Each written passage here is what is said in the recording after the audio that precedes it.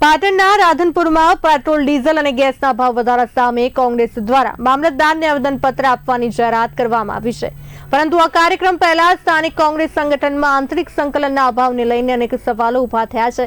Media સાથેની વાતચીત દરમિયાન તાલુકા કોંગ્રેસ પ્રમુખ અનેક આંકડાકીય પ્રશ્નોના સ્પષ્ટ જવાબ આપી શક્યા ન હતા, જ્યારે જિલ્લા મહિલા કોંગ્રેસ પ્રમુખે વિવિધ પ્રશ્નોના યોગ્ય જવાબ આપ્યા હતા। સાથે જ તેમને આ કાર્યક્રમ અંગે કોઈ પૂર્વ જાણ ન હતી હોવાનું પણ સામે આવ્યું છે। સમગ્ર ઘટનાએ હવે રાજકીય ચર્ચાને વેગ આપ્યો છે।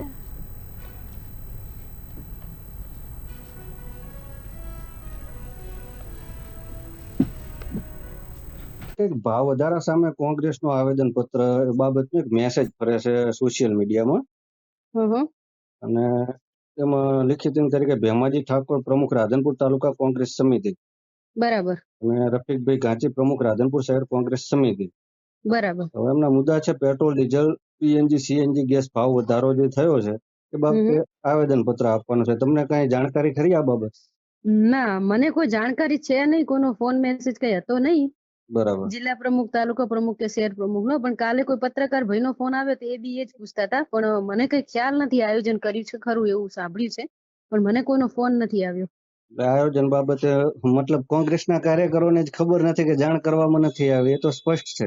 ના, હા, એ સ્પષ્ટ છે। હમણાં અમારે શું પ્રદેશ કોંગ્રેસ કમિટીની મીટિંગ બેઠક થઈ હતી ને, એની અંદર અમારા પ્રદેશ અધ્યક્ષ અમિતભાઈ ચાવડાએ દરેક જિલ્લાઓમાં આયોજન આપેલા છે, પણ આયોજનની તારીખ કઈ છે હજુ ફિક્સ એમને આપી નહોતી, પણ આ લોકોએ ક્યારે નક્કી કર્યું છે એ કઈ ધ્યાન નથી અમારા પોતાના ધ્યાને નથી આવ્યું। બરાબર। હવે અમને થોડું એવું જાણવા મળ્યું છે કોંગ્રેસના કાર્યકરો જે છે મતલબ જે આવેદન પત્ર આપવાનું છે એ બાબત થોડા પ્રશ્નો કરતા એ લોકોએ જવાબ પણ વ્યવસ્થિત આપેલ નથી, એટલે કે જે સાચા જવાબ છે એમના નથી, એમ કે પેટ્રોલ ડીઝલના શું ભાવ છે જે બાબત આવેદન પત્ર આપવાનું છે। તો મારે 2-4 પ્રશ્નો તમને થોડા કરવા છે, જવાબ આપશો? હા, બોલો। હા, તો આપણે પેટ્રોલ ડીઝલમાં કુલ પાછલા 3 મહિનામાં સરકારે કેટલો ભાવ વધારો કર્યો છે જરા જણાવો। પેટ્રોલ ડીઝલમાં જુઓ, મહિનાની વાત કરીએ ને તો મે મહિનો, એપ્રિલ મહિનો એની વાત કરીએ ને તો 2026 ની અંદર 94.50 થી 96 જેટલો પેટ્રોલમાં ભાવ વધારો થયો હતો અને ડીઝલમાં 90 થી 92 પહોંચ્યો હતો, જે મે મહિનાની વાત, માર્ચ મહિનાની વાત કરીએ, અને એપ્રિલ મહિનામાં 94-20 થી હતો સ્થિર એનો એ, અને 89 થી 80 થી 91-80 સુધી ડીઝલમાં પહોંચ્યો હતો। તો પ્રમુખ હા, બોલો। કઈક મેસેજ પડતો છે તો પેટ્રોલ ડીઝલ ગેસ ભાવ વધારા પેટ્રોલ ડીઝલ વિશેનું ખાલી આવેદન પત્રક આપવાનું છે કલેક્ટરમાં। ક્યારે આપવાનું છે? ગેમર ભાઈ આવે છે ને સાહેબ આવે છે ભાઈ। બરાબર, એટલે ક્યારે આપવાનું છે? હું પત્રકાર જ વાત કરું છું, જાણું છું, મેં કીધું ક્યારે આપવાનું છે એમ। ક્યારે આવેદન પત્ર ક્યારે આપવાનું છે? કાલ 9 તારીખે। બરાબર।